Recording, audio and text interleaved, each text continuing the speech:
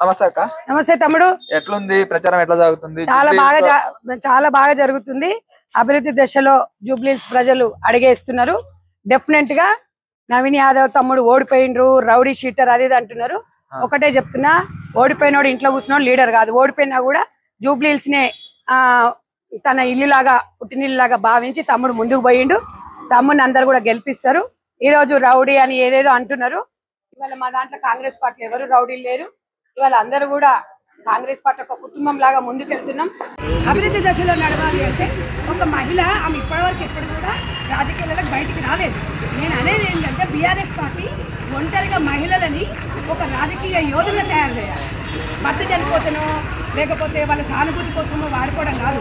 తెలంగాణ ఉద్యమంలో ఎంతో మంది మహిళలు పనిచేసి ఒక పదవి కూడా ఇవ్వలేదు. అలాంటి వాళ్ళు ఇవాళ బీఆర్ఎస్ పార్టీ ఒక మహిళ అని చెప్పుకుంటుంది. సిగ్గుండాలి. 5 సంవత్సరాల అధికారం ఉన్నప్పుడు ఒక మహిళా మంత్రి అని ఈ ఎదవలు ఇవాళ వచ్చేసి మహిళ పేరు చెప్పుకొని భర్త చనిపోయిన మహిళ అని చెప్పుకుంటున్నారు. నిజంగా మీకు దమ్ము ధైర్యం ఉంటే నిజంగా గొప్ప కార్పొరేషన్ చైర్మన్ ఏమైనా ఇచ్చిరా? మీరు అధికారం ఉన్నప్పుడు మహిళలకు ఒక మహిళా అధ్యక్షురాలు, అసలు మహిళా అధ్యక్షురాలు ఎవరైనా తెలుసా బీఆర్ఎస్ పార్టీలో? కవిత తప్ప ఇవ్వలేదు. ఇలా కవితమ్మ బయటకు పంపించారు. ఒక ఆడబిడ్డ ఇంటి ఆడబిడ్డనే బయటకు పంపించారు 20 ఏళ్ళు వాడుకొని. మిమ్మల్ని ఎవడా నమ్మేది?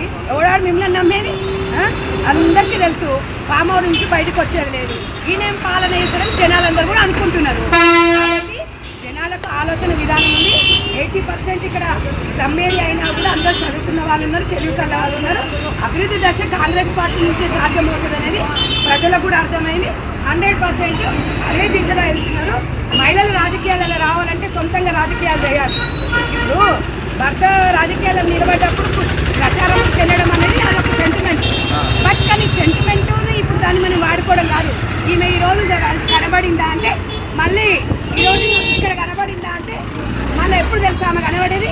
మళ్ళీ ఎప్పుడు? మళ్ళీ 3 ఏళ్ళ తర్వాత కనిపిస్తుంది. ఇంకా అలాంటి ఆమెకు మనము ఓట్లు వేసి గెలిపించుకుంటే మనం ఇక్కడ వచ్చేది ఏముంది చెప్పండి?